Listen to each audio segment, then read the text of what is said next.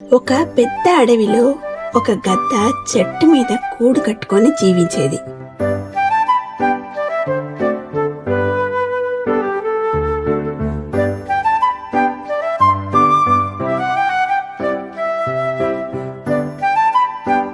అదే చెట్టు కింద ఒక తెలివైన నక్క నివసించేది.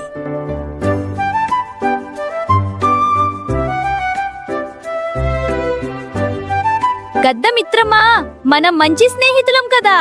అవునక్క, మనం ఎప్పటికీ స్నేహితులమే. కొద్ది కాలంలో వాళ్ళిద్దరూ మంచి స్నేహితులయ్యారు.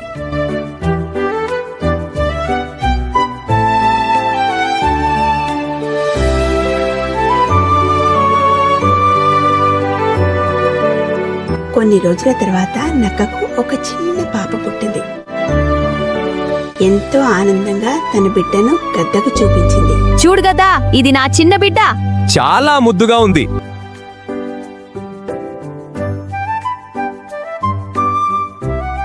ఒకరోజు నక్క ఆహారం కోసం బయటకు వెళ్ళింది.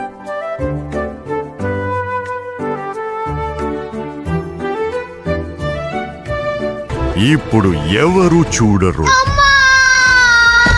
అదే అవకాశంగా చూసిన గద్ద చిన్న నక్క పిల్లను ఎత్తుకుపోయింది. దాన్ని చంపి తన పిల్లలకు ఆహారంగా పెట్టింది.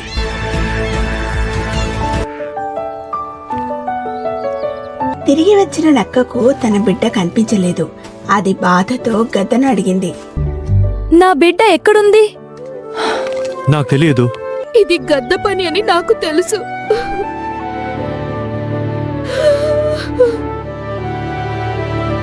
నిజం తెలిసినా ఏమీ చేయలేక నక్క మౌనంగా కన్నీళ్లు పెట్టుకుంది. తర్వాత రోజు కొంతమంది మనుషులు మాంసం కాలుస్తుండటం గద్ద చూసింది.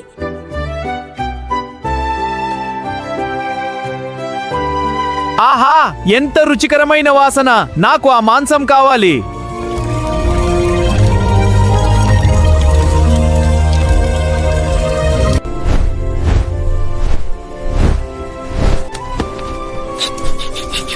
కానీ గద్దకు తెలియకుండా చిన్న నిప్పురవ్వ దాని గూటికి అంటుకుంది. అయ్యో, మంటలు!